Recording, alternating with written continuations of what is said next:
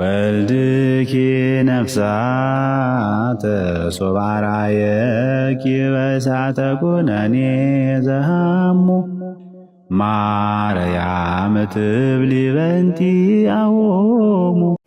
አንድ ጊዜ ከቆረብኩ በኋላ ድጋሚ ኃጢአትን ብሰራስ? ይህ ነገር እንግዲህ ብዙ ሰዎች ወደ ቅዱስ ቁርባን እንዳይቀርቡ ከሚያደርጋቸው ምክንያቶች ውስጥ አንዱና ዋነኛው ይመስለኛል።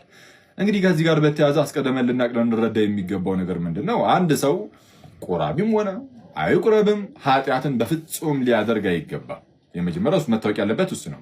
ግን ምንም አይነት ኃጢአትን ሳይሰራ ዝም ብሎ እንደዚህ መኖር ግን አይቻልም። በአንዴ ፐርፌክት መሆን አይቻልም። የሚቆርብ ሰውም ቢሆን ማለት ነው።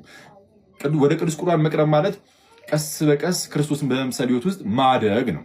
እድገት ውስጥ ደግሞ መውደቅ መነሳት አለ። ስለዚህ አንድ ሰው ከቆረበ በኋላ በቃ በአንዴ ፐርፌክት ይሆናል አይሆንም። እሺ፣ ስለዛ ሊወድቅ ይችላል። በድካም ውስጥ ሊወድቅ ይችላል፣ ሊገባ ይችላል። ግን እዚያ ግን ታላቅ የምስራች አለ። ቅዱስ ጳውሎስ በዕብራውያን መልእክቱ ምዕራፍ 4 ላይ የሚናገረው ምን ይላል? በድካማችን ሊራራልን የማይችል ሊቀ ካህናት ኧረ እኛ የለንም ይላል። የሐዲስ ኪዳኑ ሊቀ ካህናት ጌታችን ኢየሱስ ክርስቶስ ነው። ሊቀ ካህናቱ ኢየሱስ ነው እና ምን አለ? በድካማችን ሊራራልን የማይችል ሊቀ ካህናት ኧረ እኛስ የለንም እኮ። ስለዛ በድካማችን እኮ ይራራልናል ጌታችን ኢየሱስ እያለ ነው። ስለዛ በድካም ውስጥ ለሚወድቅ ሰው ጌታ እንደው ያይና ማለት ነው ኦኬ ወደክ ፍርድህን ጠብቅ እያለ ብቻ የሚመዘግብ የሆነ ዳኛ ብቻ ሆኖ የተቀመጠ አይደለም። ይልቁንም የሚራራልን ነው።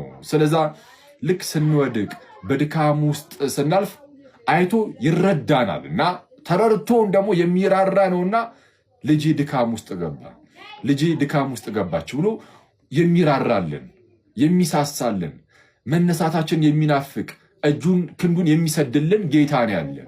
ስለዚህ ከኛ የሚጠበቀው በንስሐ ወደ እርሱ ዞር ማለት ብቻ ነው። ለዛ ነው ቀጠል አድርጎ ቅዱስ ጳውሎስ ምን የሚለው እንግዲህ ምሕረትን እንድንቀበል ይላል። ልክ እንግዲህ ምሕረትን እንድንቀበል በሚያስፈልገንም ጊዜ ደግሞ የሚረዳንን የሚያግዘንን ያንን ጸጋ እንድናገኝ ወደ ጸጋው ዙፋን በእምነት እንቅረብ ይላል። ስለዛ በእምነት ሆኖ ሰው በንስሐ ወደ ጌታ የሚቀርብ ከሆነ ወደ እግዚአብሔር የሚመለስ ከሆነ የኃጢአት ማስተሰሪያ የሆነ ጌታችን ኢየሱስ በአብ ዘንድ እንዳለና የኃጢአት ስርየትን ደግሞ ድጋሚ እናገኛለን። እንዲህ ያለ ታላቅ ዕድልን ነው ጌታችን የሰጠን። ስለዚህ ቅዱስ ቁርባን እንቀበላለን። ኃጢአት መስራት በፍጹም የለብንም። ግን ብንሰራ በድካም ውስጥ ብንወድቅ በድካማችን የሚራራልን ጌታ አለን። ጓጉቶ መመለሳችን የሚጠብቅ ጌታ ነው ያለን። ጋይስ ይሄ እንግዲህ ተስፋ ካልሆነ ይሄ ቃል እኔ የትኛው ቃል ተስፋ ሊሆን እንደሚችልም አላውቅም። እንዲህ ያለ ጌታ ካለን እንግዲያውስ ንስሐ ደግሞ እንገባና ተመልሰን እንቆርባለን እያልን እየወደቅን እየተነሳን ልክ መጽሐፍ እንደሚናገረው ጠላቴ ሆይ ደስ አይበልህ በወድቅም እነሳለሁ እያልን እየተነሳን ወደ እግዚአብሔር እየቀረብን ቀስ በቀስ እያደግን ራሱን ወደ ክርስቶስ እናድጋለን፣ እርሱን ወደ መምሰል እናድጋለን ነው። ስለዛ ኃጢአት ብሰራስ የሚለው ወደኋላ ያስቀረንም። ወላጆችም ልጆችን ኃጢአት ትሰሪያለሽና አትቁረቢ አይባልም። ቆየን ሰሙኝማ አንድ ፔንቴን ስለ ሚስጥረ ስላሴ ነገሩኝ ማለት ከተማው ሳምንት ሙሉ ቧንቧ ከፍተው ውሃ መጠበቅ ማለት ነው። በጣም የመጨረሻ ደፋር ናቸው በሚስጥረ ስላሴ ጉዳይ ላይ። የአካል ሶስትነትን በምን የማህይምነት ደረጃ እንዳስረዳ ይህን ቪዲዮ አይተን እንመጣለን። ስላሴ በግብር ሶስት ናቸው እንላለን። የግብር ሶስትነታቸው እንደምንድን ነው? ኦኬ ስላሴ በግብር ሶስት ነው የምንለው አብ ልጁን ልኳል፣ ወልድ ራሱ ሰጥቷል፣ መንፈስ ቅዱስ ልጁን ገልጧል። ምን እንደዚህ የሚል ትምህርት አላት ቤተክርስቲያን? አውቃት ነው አይደል የምታወር? እንደዚህ አይነት ትምህርት አለ። ሁሉም ጴንጤ ማለት ነው ሚስጥረ ስላሴ ከኦርቶዶክስ ነው የሚኮርጀው። እናንተ ባትኖሩ በማንዝናና ነበረ። ግን ካህናቶች ይቅር ለእግዚአብሔር ማውረድ አለባችሁ። እናንተ እንደ ሸቀጥ ቤተክርስቲያንን አርክሳችሁ መሆን የለበትም። ብፁዕ አባታችን አቡነ ማቃርዮስ ቄስ ፋሲካን ልጆት ነኝ እጠይቃለሁ። ምጠይቀው መልስ እንዲሰጠኝ ይፈልጋሉ። መልስ ጠይቅ መጠየቅ እችላለሁ። ቄስ ፋሲካ እጠይቃለሁ። ስጋው ደሙን የምቀበል ልጃችሁ ነኝ እጠይቃለሁ። እሺ ልቀቀኝ። የወታደር ቤት አይደለም፣ የእግዚአብሔር ቤት ነው። ቀስ በላት በለኝ። ስርዓት ይኑር። አገባ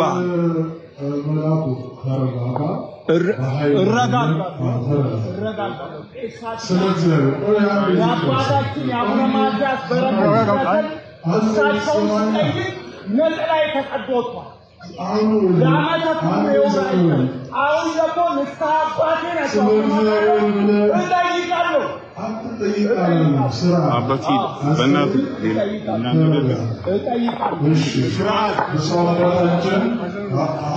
ወንድ ለእናት ወልዳ አሁን በምስሉ ላይ የምታዩት ካናዳ ሀገር ላይ ሊቀ ጳጳሱ፣ መነኮሳት፣ ቀሳውስት፣ ዲያቆናት፣ ምዕመናን ባሉበት እንደዚህ አይነት እግዚአብሔርን እናመልክበታለን በሚሉ ስፍራቸው ላይ ሲደባደቡ ከዛ በኋላ ድብድቡን በመዝሙር ሲያጅቡ ተመልክተናል። ይሄን የፓራሳይት ነገር ለማንኛውም ወንድማችን በዚህ ጉዳይ ላይ በትላንትናው ለቀድሜ ቢንጎ ብያለሁ። እግዚአብሔር አምላክ ፈቅዶ በሁለት እግራችን ቆመን ነገሩን በአይናችን በብረቱ ተመልክተን ለማስረዳት ቻልን እንጂ እንደናንተ ቢሆን እኮ ብዙ ይሆን ነበር። ጫፍ ይዛችሁ በማራገብ ብንገጫጭላችሁ ብንተራመስ ደስታችሁ ይገርማል። ግን ክርስቶሳዊነት ማለት ይሄ ነው። በአፋችሁ የምትናገሩትን ኢየሱስን መምሰል ስለምን ከበዳችሁ? የሆነ መተራመስ ውስጥ ደስታ መፍጠር፣ የሆነ ጫፍ ተይዞ ሐሰትን መንዛት፣ የሆነ ስንጥቃት ውስጥ ሰዎችን ለማዋረድ መጣር፣ ይሄ ክርስቶሳዊነት ሊሆን በፍጹም አይችልም። ወደ ልባችሁ ብትመለሱ መልካም ነው። ዛሬም ግን መናገርን የምፈልገው እኔ ያብራራሁት በዚህች አጋጣሚ የተፈጠረውን ያየሁትን እንጂ ከዚህ ቀደም ይህ ነበር ያ ነበር የሚል ምንዛሪ ውስጥ አልገባውም። የሆነ ወገን ውስጥም ገብቼ መናገርን አልሻም። ቤተክርስቲያናችን የጸሎት ስፍራ እንጂ አክሲዮን ማህበር አይደለችም። የሆነ የጥቅም ግብግብ የሚፈጠርባት ማዕከል አይደለችም። ስለዚህ በምዕራብ ካናዳ ያሉ የትኛውም ችግሮች ይፈታሉ የምለው ሁሉም ምዕመን መንበርከክ ሲችልና እንዲህ ባለው የብፁዓን አባቶች ትስስር ነው ብዬ አምናለሁ። ከዚህ ባለፈ ግን የሆነ ነውጥ አካል መሆን በፍጹም አልሻም፣ አልፈልግም። ቤተክርስቲያን አንድነትን እንጂ መከፋፈልን አላስተማረችም። መጀመሪያ አትሊስት ስለሰውየው ሲላጣራ በጣም ብዙ ሙከራ በነገራችን ላይ ማን ናቸው፣ የት ናቸው፣ ስማቸው ምንድን ነው በጣም ለማጣራት በጣም ብዙ ሞክር ያለው ስለ ሊቀ ጳጳሱ። እንደምትመለከቱት ማርች 2 ላይ ነው ይሄን ፎቶ ፌስቡክ ላይ ያስቀምኩትኝ። ከዛ ላይ ጽሁፉ ደስ ባይል ጽሁፍ ተጽፏል በነገራችን ላይ ከፎቶ ጋር ተያይዞ ፌስቡክ ላይ እና እሱ አልፈለኩትም። በጣም ስድብ የበዛበት ነገር ስለሆነ ከዘረኝነት ጋር ከፖለቲካ ጋር የተገናኘ ነገር ስለሆነ እሱ ምንም አይጠቅመኝም ይላኔ ለቤተሰብ የሚጠቅመው ነገር ስላልሆነ። ነገር ግን ይሄን ፎቶ ነው ሴቭ ያደረኩትኝ እንኳን ማርች 2 ላይ እንደምትመለከቱት ሴቭ አድርጌው ጽሁፉንም ጭምር ሴቭ አደረኩትኝ እንደው መረጃ ቢጠኝ ከሆነ ብዬ ግን እዛ አይደለም። ስለዚህ እኔ ፎቶን ያገኘሁትኝ ማርች 2 ላይ ፌስቡክ ላይ ኦኬ ሰርች ሳደርገው ያውና እዚህ ጋር የለቀቀበት ቀን ደግሞ ስንመለከተው ደግሞ ማርች 6 ነው። እኔ ፎቶን ካገኘሁትኝ ከ4 ቀን በኋላ እና እባካችሁ አንዳንዴ ሁሉን ነገር ከሆነ ነገር ጋር እያገናኛችሁ ታፍርበታል እንዴ እንትን አይደል እንዴ መባባሉ ጥሩ አይደለም። ስለዚህ ፎቶን በደንብ ላሳያችሁ። ትላንትና ላሳያችሁ ፎቶ ይሄ ከጨረቃ ጳጳሳት ጋር እንደሆኑ ትላንትና ሲነገረኝ ገብቼ ስፈልገው ፈልጌ ሳገኘው ከጨረቃ ጳጳሳት ጋር የተሾሙ እንደሆነ ተናግረዋል። ተመልከቷቸው። እኚህ ናቸው 3 ፎቶዎቹ። ያገኘሁትኝ ፎቶ እኚህ ናቸው። እህቶች እንደማትሆኝ ተስፋ አድርጋለሁ። ቤተሰብ እንደማትሆኝ ተስፋ አድርጋለሁ። እናቶች እንደማትሆኝ ተስፋ አድርጋለሁ። በጾም የግብረ ስጋ ግንኙነት መፈጸም ይፈቀዳል? በስመ አብ ወወልድ ወመንፈስ ቅዱስ አሃዱ አምላክ። የተወደዳችሁ የልዑል እግዚአብሔር ልጆች በልዑል እግዚአብሔር ስም እንደምን አረፈዳችሁ። በጾም የግብረ ስጋ ግንኙነት መፈጸም ይፈቀዳል? በዚህ ርዕስ እንወያያለን። እንግዲህ በቤተ ክርስቲያናችን 7 አጽዋማት አሉ። በእነዚህ 7 አጽዋማት የግብረ ስጋ ግንኙነት መፈጸም ይፈቀዳል ወይስ አይፈቀድም የሚለውን ነገር እንመለከታለን ማለት ነው። በዚህ በአንደኛ ቆሮንቶስ ምዕራፍ 7 ከቁጥር 1 ጀምረን ስንመለከት ሐዋርያው ቅዱስ ጳውሎስ ለተጋቢዎች የጻፈውና በዝርዝር ያስረዳው ነገር አለ። በተለይ ቁጥር 5 ላይ ሁለቱም ተጋቢዎች በስምምነት ለጸሎት ካልሆነ በቀር የግብረ ስጋ ግንኙነታቸውን እንዳይከላከሉ መጽሐፍ ቅዱስ ያዛል ማለት ነው። ምክንያቱ እስከተባለ ወንድየው ፈቃደኛ ሆኖ ሴቷ ፈቃደኛ ካልሆነች፣ ሴቷ ፈቃደኛ ሆና ወንዱ ፈቃደኛ ካልሆነ ሰይጣን ፈትኖ ለዝሙት ሊያጋልጣቸው ስለሚችል፣ ስለዚህ ሁለቱም ተስማምተው መሆን አለበት። አንዱ አካል ካልተስማማ ግን ያልተስማማውን አካል መፈጸም ግዴታ ነው። ምክንያቱም ከጋብቻ የሚበልጥ የከበረ ነገር ስለሌለ ማለት ነው። ጋብቻ ክቡር ነው፣ ምኞታውም ንጹሕ ነው ተብሎ በዚህ በዕብራውያን መልእክቱ ቅዱስ ጳውሎስ 13:4 ላይ እንዳስቀመጠው በጋብቻ ላይ ርኩሰት የሚባል ነገር የለም። በጋብቻ ላይ ኃጢአት የሚባል ነገርም የለም። ባልና ሚስት በጋብቻ በሚኖሩበት ሰዓት የሚያደርጓቸው ነገሮች በሙሉ የተቀደሱ ናቸው ማለት ነው። ታዲያ በጾምና በበዓላት ጊዜ የግብረ ሥጋ ግንኙነት መፈጸም ለምንድን ነው የተከለከለው ከተባለ በጾም ጊዜ የግብረ ሥጋ ግንኙነት መፈጸም የተከለከለበት ምክንያት ሰዎች ስለሚጾሙ፣ ስለሚጸልዩ እንደዚሁም ደግሞ ከምግብ ተከልክለው ስለሚውሉ ሰውነታቸው በቂ የሆነ የበሽታ መከላከያ ስለማይኖረው ለበሽታ እንዳይጋለጡ ነው ስጋዊ ጥቅሙ ማለት ነው። ምክንያቱም ሰውነታቸው ደክሟል፣ በዛ ላይ ደግሞ ከሰውነታቸው ውስጥ ፈሳሽ ስለሚወጣ ያንን የሚተካ ምግብ ስለማያገኙ ለበሽታ በፍጥነት ተጠቂ እንዳይሆኑ እግዚአብሔር ለኛ ስለሚያስብልን በዛ ነው የተከለከለው ማለት ነው። ሁለተኛው የነፍስ ስራ በሚሰራበት ወቅት የስጋ ስራ መሰራት ስለማይችል ነው። አሁን ጾም በምንጾምበት ሰዓት ተርላ ነፍስ ወይም ደግሞ የነፍስ ደስታ ነው የምናደርገው ማለት ነው። ነፍሳችንን ነው የምናመግበው፣ ነፍሳችንን ነው ከፍ ከፍ የምናደርገው። በዚህ ላይ የስጋ ስራ መስራት ተገቢ አይደለም። ነገር ግን ባልየው የግብረ ስጋ ግንኙነት እየፈለገ ሚስቲቱ ጾማለሁ፣ ሚስቲቱ የግብረ ስጋ ግንኙነት እየፈለገች ባልየው ጾማለሁ የሚሉ ከሆነ ትዳሩ ሊፈርስ ስለሚችል ተስማምተው የግብረ ስጋ ስራውን እየፈጸሙ ጾሙን መቀጠል ይገባቸዋል ማለት ነው። ይህንን ደግሞ እያንዳንዱ ሰው የራሱ ነፍስ አባት ስላለው ከነፍስ አባቱ ተጠግቶ ምክርና አገልግሎት መቀበል ይገባል ማለት ነው። ይህንን ነገር ለምንድን ነው መናገር ያስፈልገ ካላችሁኝ ከአውደ ምሕረት አገልግሎት በኋላ ብዙ ሰዎች እንደ ጥያቄ ስለሚያነሱልኝ በስፋት ይህንን ነገር ልናገረው ብዬ ነው። ስለዚህ የግብረ ስጋ ግንኙነት መገናኘት ኃጢአት አይደለም። ለክብረ ጾም ለክብረ ሰንበት ሲባል ነው እንጂ የግብረ ስጋ ግንኙነቱ ኃጢአት አይደለም። ምክንያቱም ጋብቻ ክቡር ነው ወይም ቅዱስ ነው፣ ምኝታውም ደግሞ ንጹሕ ነው ተብሎ እንደተነገረ በባልና በሚስት መካከል ርኩሰት የሚባል ነገር አይሰራም። ሁልጊዜ ቅድስና ነው እንጂ። ነገር ግን በዓላትን አጽዋማትን ማክበር ደግሞ ይሄ የሰው ልጆች የልዕልና ነፍስ መለኪያ ነው። ስንጾም እንደ መላእክት ስለምንሆን በጾም ጊዜ መላእክትን ስለምንመስል በመላእክት ደረጃ የጾታ ማንነት ስለሌለ ልክ እንደ መላእክት ሆነን የግብረ ስጋ ግንኙነትን ትተን እንድንጾም ቤተክርስቲያናችን ታበረታታለች። ነገር ግን ላልበረቱት ደግሞ የግድ ሸክም አታሸክምም ማለት ነው። ወስብሐት ለእግዚአብሔር ወለወላዲቱ ድንግል ወለመስቀሉ ክቡር። ይቆየን። ሁሉ ነፃ እንዲያወጣ በስጋና በደም ተካፈለ። ክርስቶስ በስጋና በደም ከመካፈሉ በፊት ሞት ድል ተነስቶ ሞት ድል አልተነሳም። ከስራታቸው ውስጥ ተፈቷል። ሰዎች ከስራታቸው አልተፈቱም። ስለዚህ አብርሃም ከስራቱ ተፈቷል፣ ሞት ድል ተነስቶለታል እያልክ ነው? ክርስቶስ ስጋን ከመዋሃዱ ምን እያልኩ እንደሆነ እኔ ላስረዳህ። አሁን እኔ የምለውን አንተ አትበልልኝ።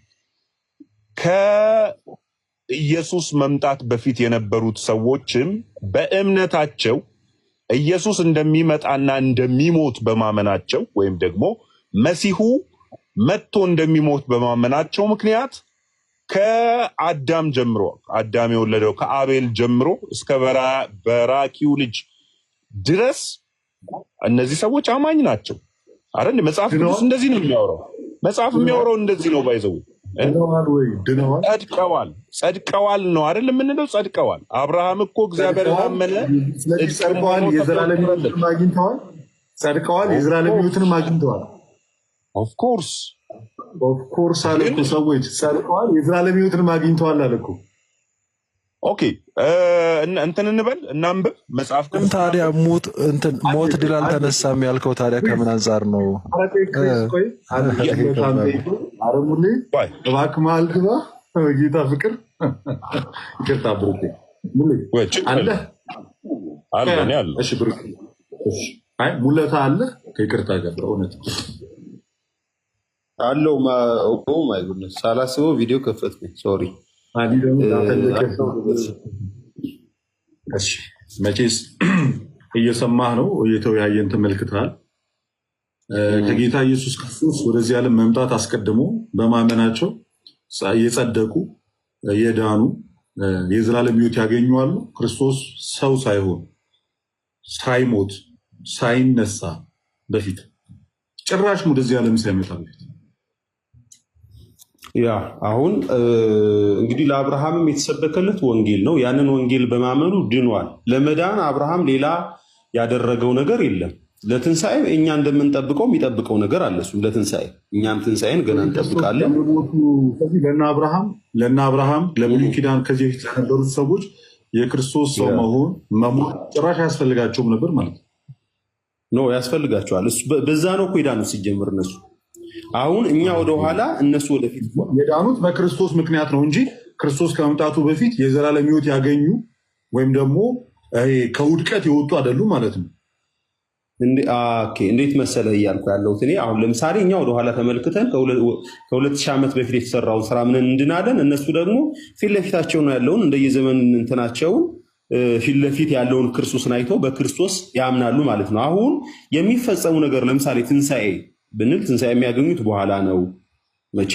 ይሄ ክርስቶስ ከመጣ በኋላ የአብርሃም ስጋ ከአዳም እንደመገኘቱ የመታደስ የሚያስፈልገው የወደቀ ነው ወይንስ የዳነ ነው? ያ በጣም ቆንጆ። የአብርሃም ስጋ እንግዲህ በትንሣኤ ነው የሚታደሰው። ኦልሬዲ አሁን ልክ የኛም አብርሃም በነበረበት ሰዓት ነው አብርሃም በነበረበት ሰዓት ላይ አብርሃም ሳይሞት በነበረበት ሰዓት የታደሰ ስጋ የታደሰ አይደለም። የክርስቶስን ሞት የሚጠብቅ ነው አይደለ? ያ ትንሣኤውን የሚጠብቅ ነው። ሞቱን ብቻ ሳይሆን ትንሣኤውን የሚጠብቅ ነው። ትንሣኤውን የሚጠብቅ። ስለዚህ አብርሃም ክርስቶስ ወደዚህ ዓለም ከመምጣቱ በፊት ሕይወትን አግኝቶ ከእስራቱ ተፈቶ። በጣም ቆንጆ። አሁን ስጋውን ከሆነ ስጋውን ሁላችን ትንሣኤ በምናገኝበት ጊዜ ትንሣኤ የሚያገኝ የሚከብር የሚታደስ ነው። መንፈሱን በተመለከተ ግን በእግዚአብሔር ፊት እሺ ምን አልከኝ? እንዳጠቃላይ አብርሃም ጌታ ኢየሱስ ወደዚህ ዓለም ከመምጣቱ በፊት ከእስራት የተፈታ ከሞት ያመለጠ የዘላለም ሕይወትን ያገኘ ሰው ነበር። ይስ በጣም እንጂ ክርስቶስ ከመምጣቱ በፊት ታዲያ አብርሃም እግዚአብሔርን አመነ ጽድቅ ሆኖ ተቆጠረለት ብለን ቅድም ያነበብነው ነገር ዝም ብሎ ነበር ማለት ነው። ስለዚህ የክርስቶስ ኢየሱስ መሞት የማያስፈልጋቸው ሰዎች ነበሩ ማለት ወደዚህ ዓለም መምጣት ነው። በክርስቶስ ሞት ነው ልደትሻ፣ በክርስቶስ ሞት ነው እኮ ወንጌል የተሰበከላቸው። ለአብርሃም እኮ ወንጌል ተሰብኮታል። ይህን አታምንም? አይ ክርስቶስ ወደዚህ ዓለም ከመምጣቱ በፊት አልክ። ክርስቶስ ወደዚህ ዓለም ከመምጣቱ ጭራሽም ከመሞቱ ሰውም ከመሆኑ በፊት የዘላለም ሕይወት ያገኙ ሰዎች አሉ ነው እያልከኝ ያለው ወይ? የዳኑ ሰዎች እንደና አብርሃም። አሁን ያለ ክርስቶስ ይህን ጥያቄ የምትጠይቀኝ የክርስቶስ ሞት አያስፈልጋቸውም ብለህ የምትጠይቀኝ ክርስቶስ አያስፈልጋቸውም እያልኩ ከሆነ ያለ ክርስቶስ ነው የዳኑት እያልኩ ከሆነ ኦፍኮርስ ጥያቄ አግባብ ይኖረው ነበር። እኔ ግን ያለ ክርስቶስ ነው የዳኑት። ማይ ፖይንት እንደዛ አይደለም። ክርስቶስ ወደዚህ ዓለም ከመምጣቱ በፊት የዘላለም ሕይወትን ያገኙ ሰዎች አሉ ነው እያልከኝ ያለው አንተ። በክርስቶስ ያገኙት በክርስቶስ ነው እንጂ ያገኙ አሉ። ግን ያገኙት ስለዚህ የሚያገኙት ነው ያገኙት ሳይሆን የሚያገኙት ክርስቶስ ሲመጣ ነው። አሁን አንተ የዘላለም ሕይወት የምትለው ምኑን ነው? አሁን ተርሙን ዲፋይን ብናደርገው ቆንጆ ነው። የዘላለም ሕይወት አንተ እያልክ ያለው የትንሣኤ ሕይወትን ነው? የዘላለም ሕይወት እያልክ ያለው መነሳቱን ነው ወይስ በእግዚአብሔር ተቀባይነት ማግኘቱን መጽደቁን የእግዚአብሔር ሕዝብ መሆኑን በክርስቶስ ተቀባይነት ማግኘቱን ነው ወይስ የዘላለም ሕይወት እያልክ ያለው ወይስ ደግሞ ከተነሳ በኋላ ከእግዚአብሔር ጋር አብሮ መኖሩን ነው? በጣም ጥሩ። ሰውና እግዚአብሔርን ያራራቀው ሞት ነው አይደለ? ፕሮቴስታንቶች ለሁሉም ሰው ሼር አድርጉ። ኦኬ፣ እንዲህ ይላል፣ ወንድሞች ሆይ ይላል። እንግዲህ ሰው በስራም እንደሚድን መጽሐፍ ቅዱስ ሲናገር በግልጽ ነው። ወንድሞች ሆይ እምነት አለኝ የሚላል ስራ ግን የሌለው ሰው ቢኖር ምን ይጠቅመዋል? እምነቱስ ሊያድነው ይችላልን? ይላል። እምነቱ ብቻውን ሊያድነው ይችላልን? ወንድም ወይም እህት ራቁታቸውን ቢሆኑ የዕለት ምግብ ቢያጡ ከእናንተ እያንዳንዱ በደህና ሂድ እሳት ሙቅ ጥገቡ ቢላቸው ለሰውነት ግን የሚያስፈልገውን ባትሰጧቸው ምን ይጠቅማቸዋል? እንዲሁ ስራ የሌለው እምነት ቢኖር በራሱ የሞተ ነው። ስራ የሌለው እምነት እንዲሁ ምን ያለ ነው? በራሱ የሞተ ነው። አባታችን አብርሃም ልጁን ይስሐቅን በመሰዊያው ባቀረበ ጊዜ በሥራ የጸደቀ አልነበረምን? በምን የጸደቀ? በሥራ የጸደቀ አልነበረምን?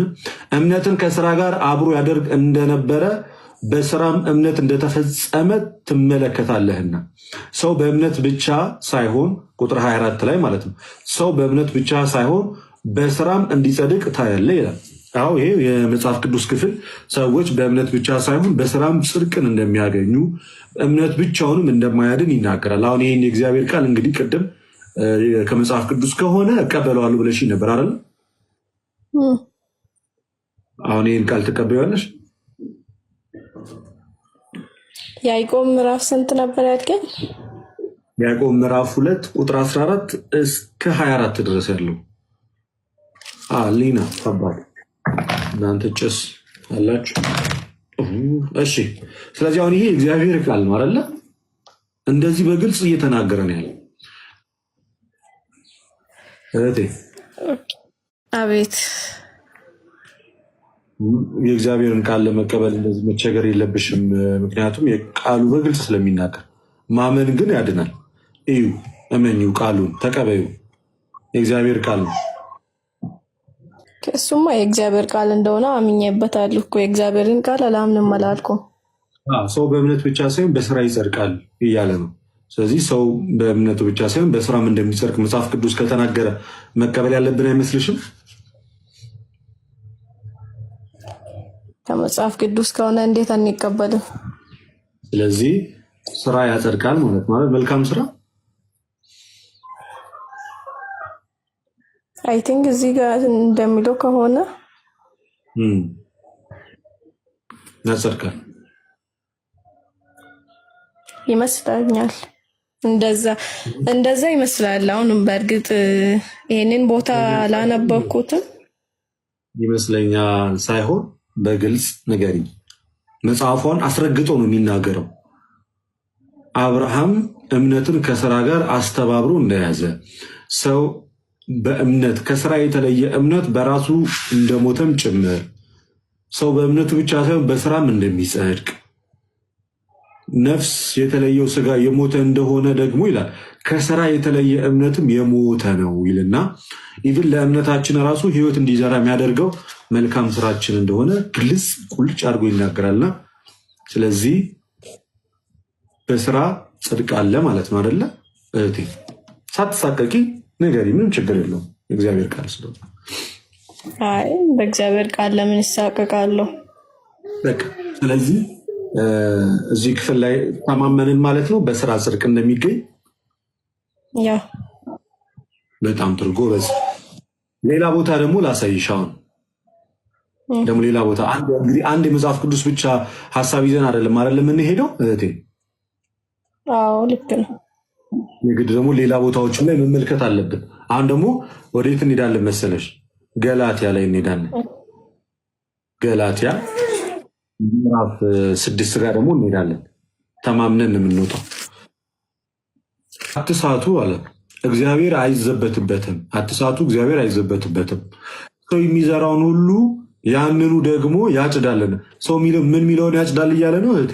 የሚዘራውን አይደለም። እዚህ ሰው የሚዘራውን ያንኑ የዘራኸውን ነው የምታገኘው። ከዘራው የተለየ አታገኝ። መልካም ከዘራ መልካም ነገር ታጭዳል። መጥፎ ነገር ከዘራ መጥፎ ነገርን ትሰበስባታል። ስለዚህ ምን አለ እዚህ ላይ? አትዘብቱ አለ እግዚአብሔር አይዘበትበትም። ሰው የሚዘራውን ሁሉ ያንኑ ደግሞ ምን ይላል? ያንኑ ያጭዳልና ካለ በኋላ በገዛ ስጋው ይላል። በገዛ ስጋው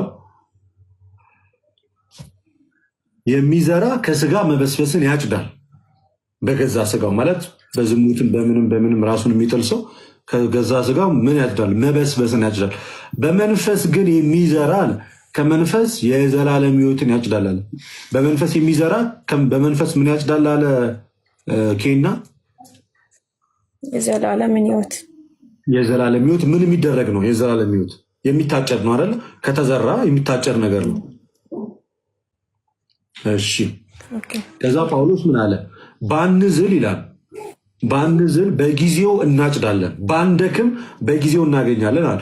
ባንዝል በጊዜው እናጭዳለን፣ መልካም ስራ ለመስራት አንታክታል። ስለዚህ መልካም ስራ መስራት ምን ማለት ነው? መንፈሳዊ ዘርን መዝራት ነው። መንፈሳዊ ዘርን የሚዘራ ሰው ደግሞ የዘላለም ሕይወት ያጭዳል አይደለ ኬና?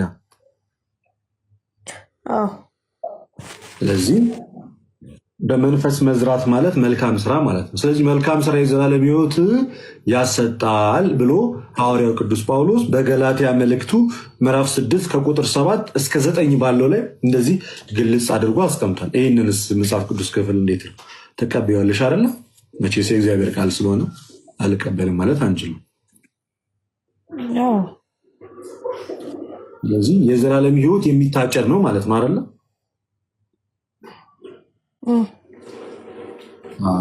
ስለዚህ መልካም ስራ ያድናል አያድንም? ታዲያ አሁን እህቴ ያጸድቃል፣ ያጸድቃል፣ የዘላለም ሕይወትን ያሳጭዳል አይደለ?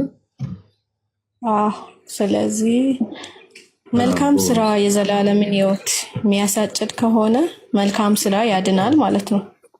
ያድናል። ጎበዝ ልጅ ያድናል። እኔ አይደለም ያልኩት። እንግዲህ ይኸውልሽ መጽሐፍ ቅዱስ ሐዲስ ኪዳን ነው፣ ጳውሎስ ነው የተናገረው። ሁለቱም የጠቀስኩልሽ አንዱ የጳውሎስ አንደኛው የያዕቆብ፣ ከአሁን ደግሞ ከጳውሎስ ልደግምልሽ ነው። ስለዚህ ጎበዝ ያድናል፣ ያጸድቃል፣ የዘላለም ሕይወት ያስገኛል ማለት ያድናል ማለት